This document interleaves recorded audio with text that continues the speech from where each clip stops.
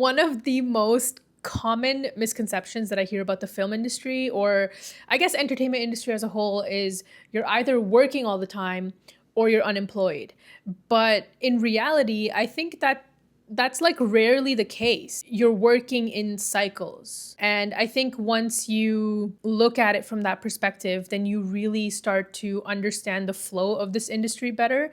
And you also learn how to navigate this path for yourself much better and in a hopefully much more smoother way. What I see a lot, and I'm sure I've definitely done this at some point, you start to compare your rhythm to somebody else's, right? You see somebody that's constantly jumping from show to show, or they only have like a week off between their next gig and they're constantly working throughout the year. And then you start to kind of think like, okay, yeah, I think that should be me as well.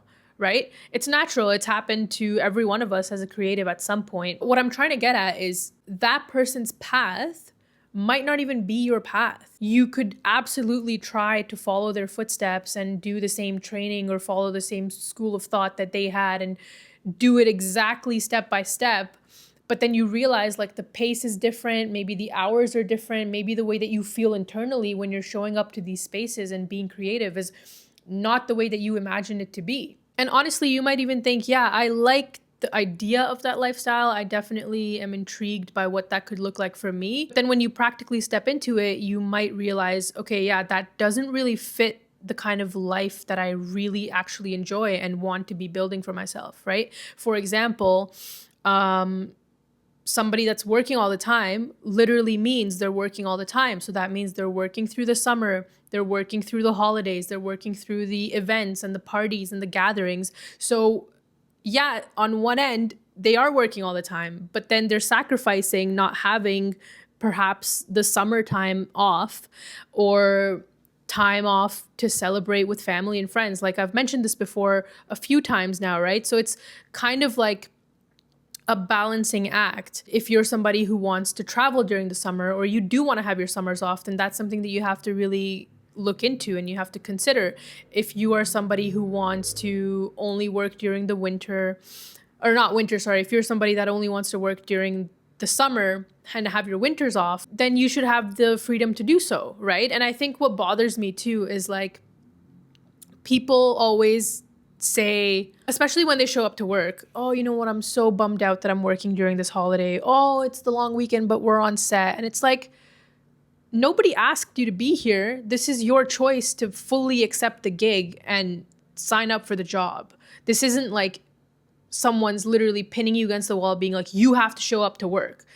It's called freelance for a reason, right? Like you have the ability to choose the frequency and the consistency of how often you work in this industry. When people have that mentality, I think deep down it doesn't sit well with me because they're not only carrying this kind of weird energy when they show up, but it's also affecting the way that other people around them are feeling, because some people are there to genuinely enjoy and have a good time and be there, and they're happy to collaborate and be creative and be in that space and in that zone. But then when they hear somebody like that, then it just kind of throws you off. People, to an extent, are fully aware of the jobs that they're signing up for, especially in this industry. So it's not like you are being forced against your will to go do that thing. If you want to have time off, you can definitely take that time off. The main point of it is, I guess you have to sit with yourself and maybe ask these questions to yourself. Like, what does success look like to me? What does success truly feel like to me? If I want to look at my career and I want to build a stable career, what is my idea around that? What is the most practical way for me to achieve that?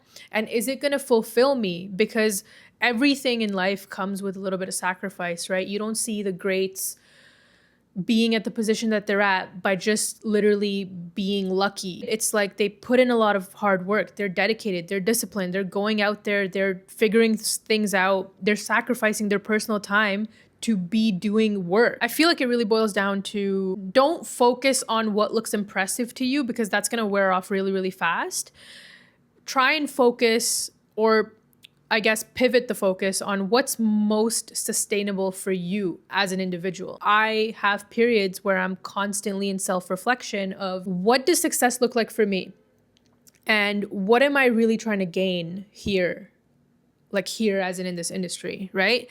So when I sit and ask myself these questions, and I would obviously encourage people who know me and are my friends to do the same, what does that look like to you? What does that feel like to you? Are you somebody that wants to have more freedom because you are a traveler by nature and you want to explore the world? You know, you are somebody who values family time. You are somebody that wants to have the ability to be like, yeah, you know what? I kind of want to take the next month off. And I think that I have worked enough to know that that doesn't need to be prioritized right now, and I have the ability to do so. What parts of myself am I willing to sacrifice to attain that version of myself? Anytime you feel, oh, I'm not quite there yet, I'm not, like you feel like there's a little bit of resistance, ask yourself, what is it that you're trying to achieve? And also, take it a step further.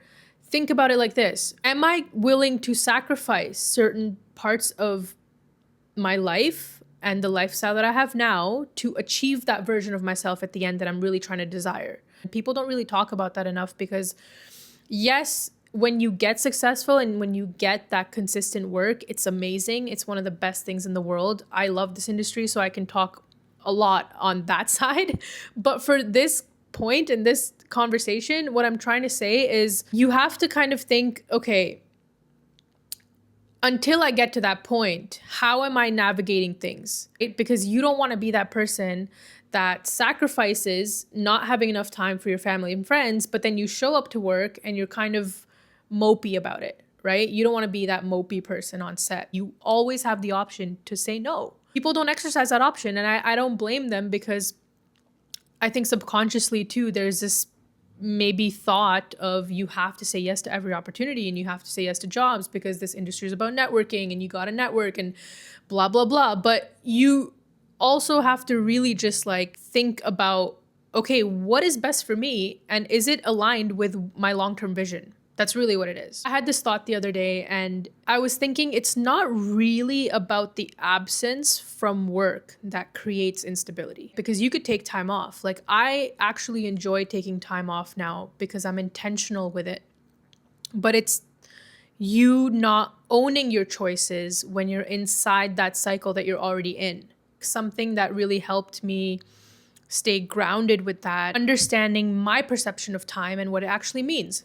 I'm not looking at work like I'm in between jobs anymore. I'm literally looking at the next project that I get onto or the next project that I'm waiting for, and literally only asking this simple question: what is that next job opportunity going to expand within me? That's it. And it's a simple shift. It's a very simple question as well. And it doesn't have to be all deep and philosophical. It can be as simple as, am I learning a new piece of equipment? Am I learning new gear? Am I learning something new from a business standpoint? You know, if you're somebody that's interested in the business side of this industry, or am I connecting with people who I feel like can help me in the future or are aligned with me and I just feel generally good with them? If you think about it like that, you will always have something to gain and you will always have something positive to take back.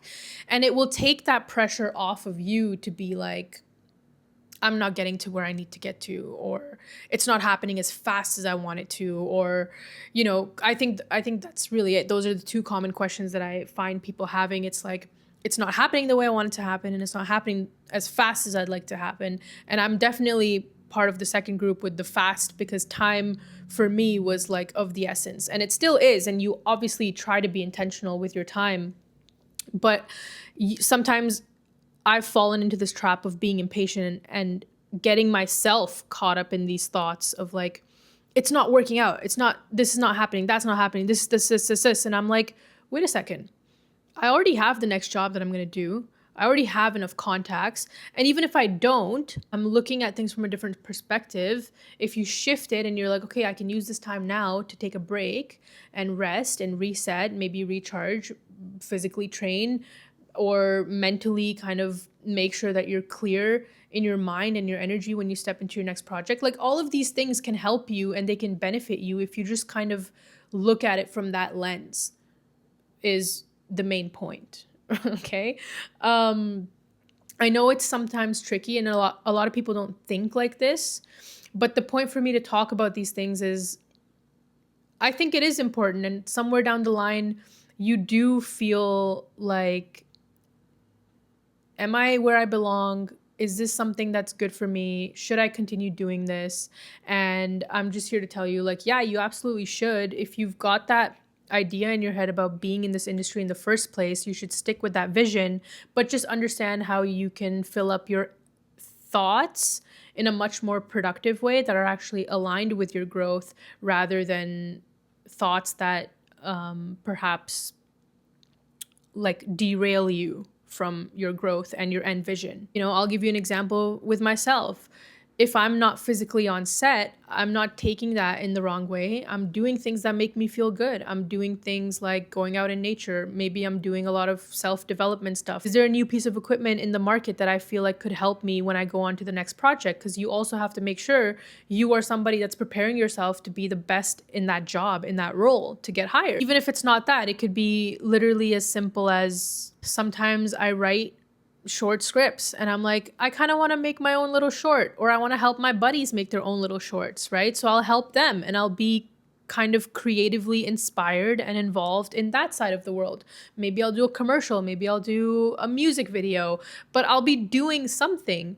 And this helps in a really, really big way too, because you're not putting all your eggs in one basket. If you think about it, it's like you have all your focus, all your energy, all your intention going into this one thing. But then if that thing goes through a period of, let's just call it a waiting period, right? Because this industry has an ebb and flow structure. We all know it. If it goes through that waiting period, then you feel that hit immediately, because everything in terms of your energy and time is literally fixated on that. But if you balance it out and you already have things on the side, you already have creative projects, you already have ways to keep yourself busy, then it doesn't feel that jarring and it doesn't feel that intense where you're like, oh my God, what's going to happen with work? Oh my God, am I going to work again? Am I going to have a job? Am I going to do this? Am I going to do that? And this is also a reminder for myself, because like I said, I used to think like this, and sometimes, like now I've gotten pretty good at it, but sometimes I would be very hooked onto the idea of, this is not working out for me the way that I want it to work out. Like something's missing, something needs to happen. And now I'm realizing, no, everything is happening the way it's meant to happen. You just have to make sure that you're prepared for when those opportunities come to you, because then if you're not prepared, yes, things will not work out the way you want them to. You will miss out on, the person or the connection or the opportunity.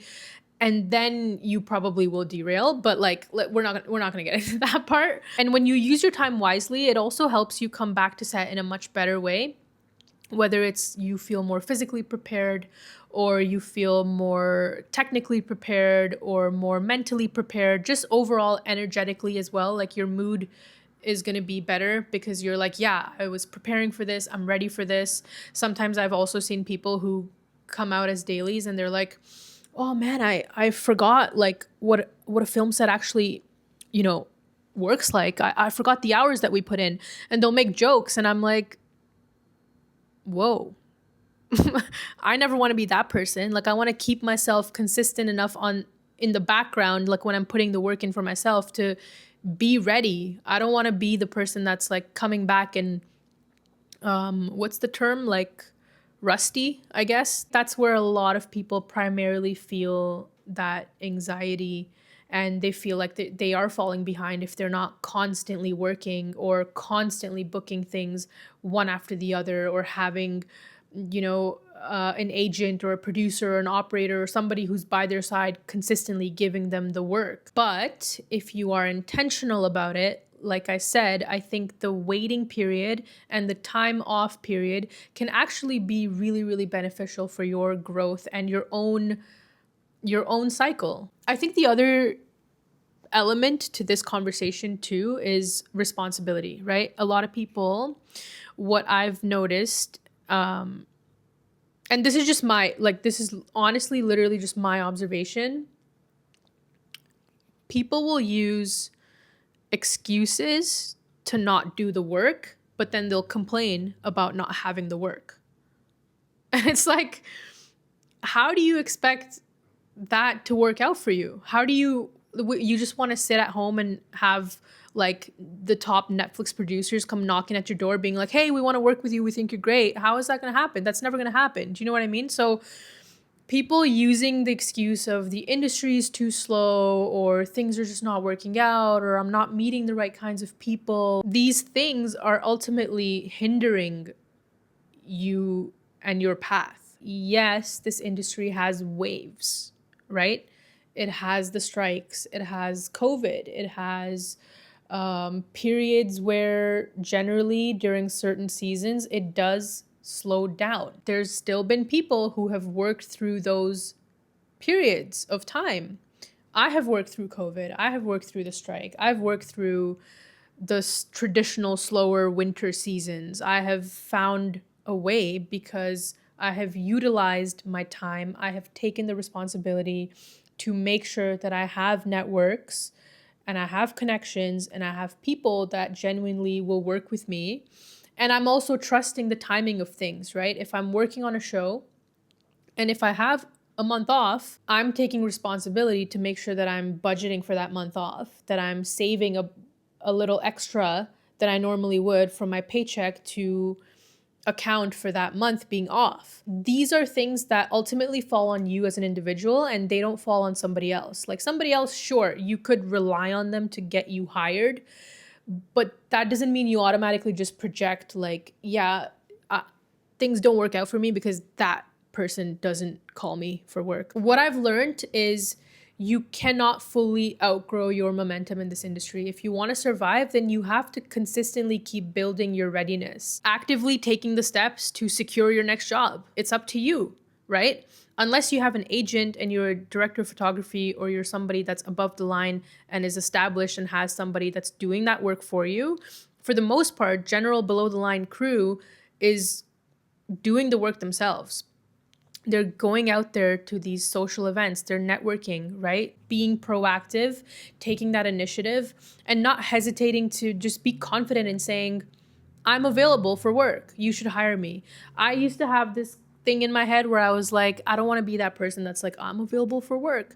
But then I was like, I kind of have to do that, you know? I have to get out of my head and I have to just go out there and say, I'm available for work, because if I don't do that, then these people are not going to know that you are there and ready to work, right? Sometimes it's not as complicated as we think it is. It's literally a simple message to be like, hey, I'm about to wrap my show in a couple weeks. I don't have anything lined up yet, and I have the next month off.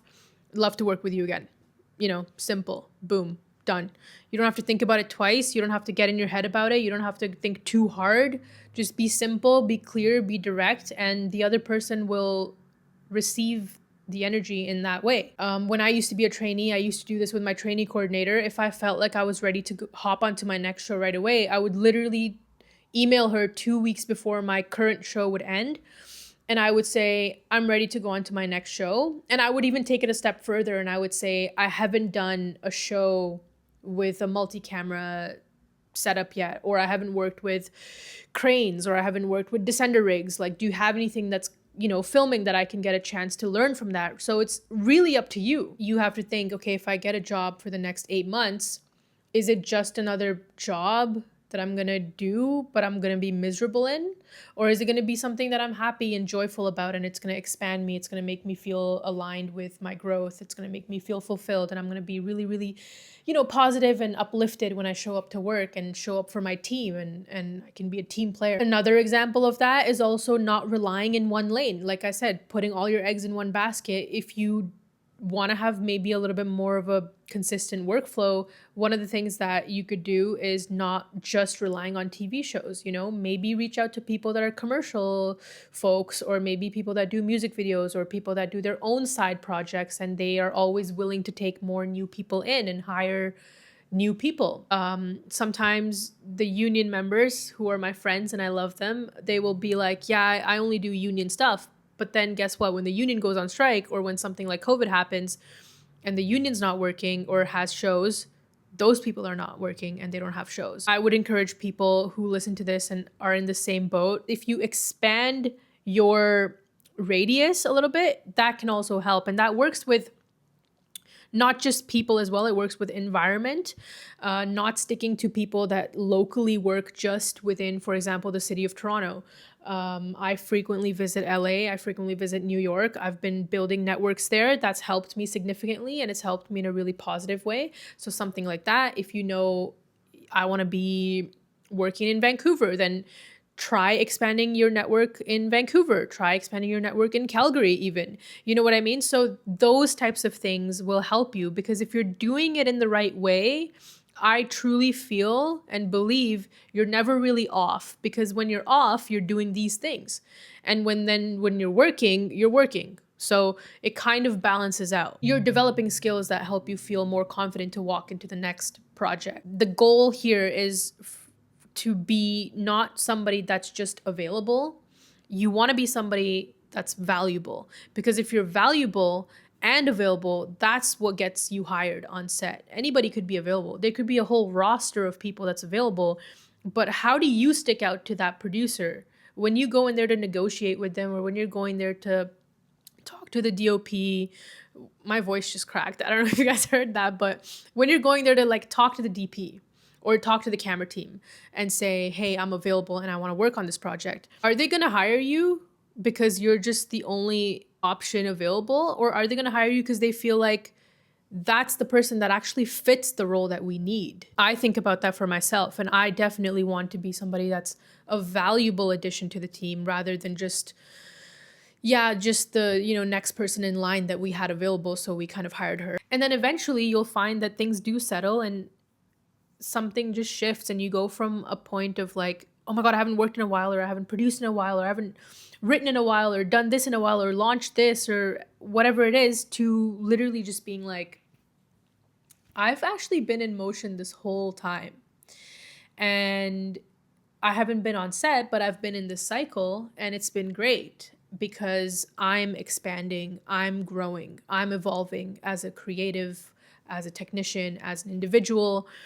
And I think there's something really settling about that for me, and there's something really grounding about that for me. And that's why I wanted to talk about it today, because that's ultimately the goal for me when I make these videos, right? I want to talk to people and encourage them to believe in themselves, and also ground themselves, like have this confident, grounded approach that's not too intense, because ultimately things will work out the way they do. We just kind of have to remind ourselves, it's not going to work out any faster if I stress about it. It's not going to work out any faster if I hyperfixate on it. It's not going to work out any faster if I follow exactly the blueprint that that guy did, because he's a successful Steadicam operator and that's what I want to do.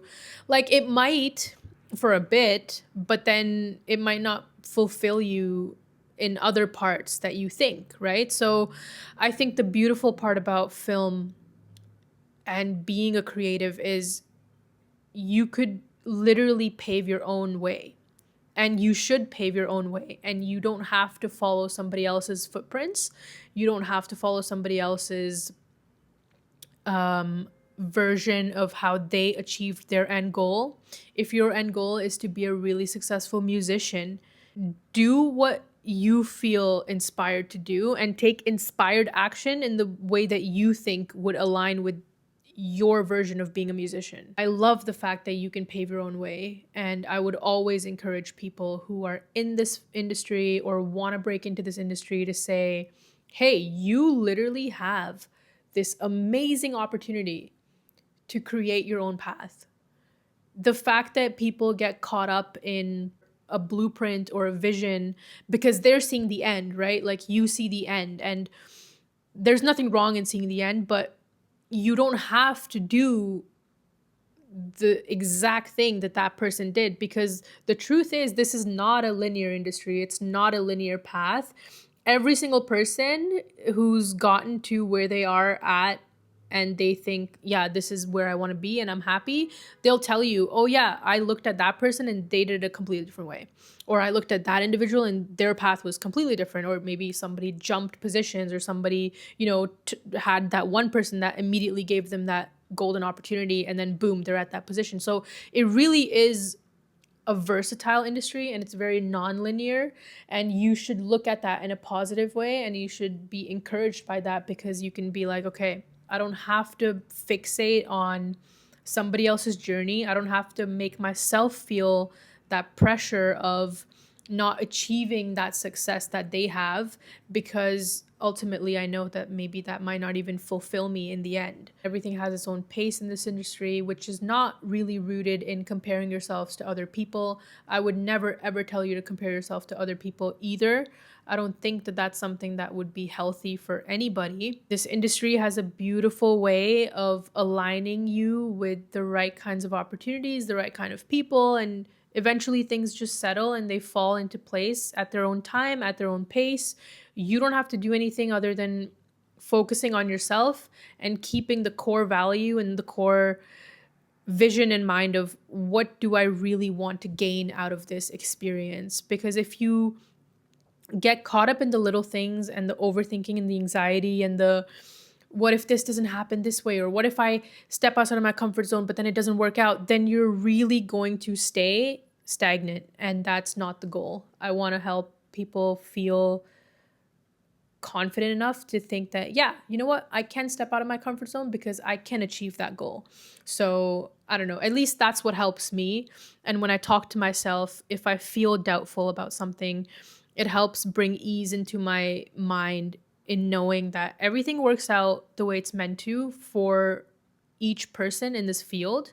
All you got to do is just show up as the best version of yourself, and things will line up and things will sync up, because they always do.